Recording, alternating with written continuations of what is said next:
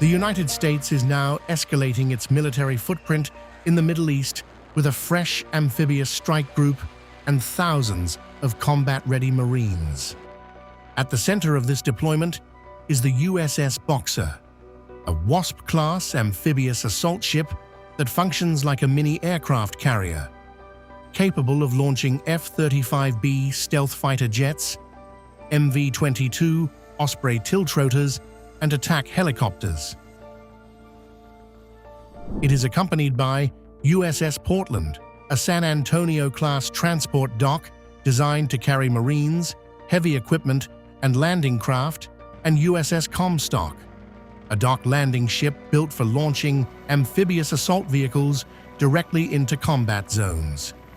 Together, this three-ship formation, backed by nearly 2,700 Marines from the 11th Marine Expeditionary Unit, gives Washington a rapid-strike, sea-based invasion capability.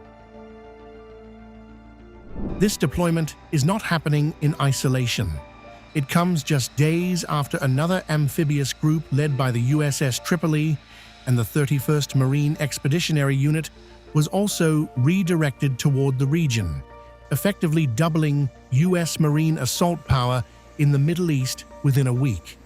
The strategic focus is razor-sharp: the Strait of Hormuz and Iran's Karg Island, the backbone of Tehran's oil exports. As American warships move in, Iran's leadership is hardening its tone. The Supreme Leader has issued a stark warning, declaring that safety must be taken away from enemies, signaling that Iran is preparing to expand the battlefield beyond traditional fronts. On the ground and in the air, the Islamic Revolutionary Guard Corps claims that escalation is already underway. The IRGC says it has launched coordinated waves of missile and drone attacks targeting U.S. military bases, radar systems, and Israeli defense infrastructure, using a mix of long-range, medium-range, and bunker-busting munitions. We opened the gates of fire and pain upon the hidden nests of American soldiers and their radar equipment in the region and under military targets of the occupied lands of Palestine, with a convoy of heavy missiles and a barrage of drones.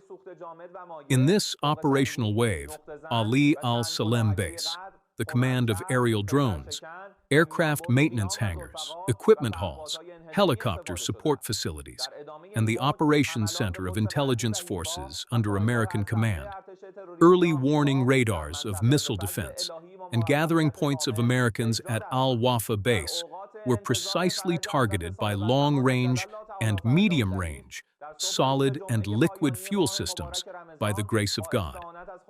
Also, the key radar and defense centers of the Zionist regime in the center, south, and north of the occupied territories were effectively targeted. Alongside battlefield claims, Iran is now targeting perception, questioning the credibility of U.S. naval dominance. The IRGC claims that even America's most advanced aircraft carriers, USS Gerald Ford and Abraham Lincoln, are being forced to reposition under pressure, turning symbols of power into symbols of hesitation. The sudden retreat of the Gerald Ford aircraft carrier of the U.S. Army from the battlefield and the failure to provide military support to the tired and defeated American troops in the West Asia region and their internal conflicts proved the hollow material power of the oppressors.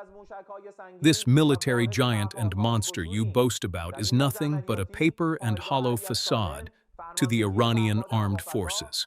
Although such an unstable and precarious situation has recently occurred for another U.S. carrier, the Abraham Lincoln, in the Indian Ocean, why should a $13 billion U.S. warship be afraid of a few fast boats worth several $1,000s belonging to the resistance forces?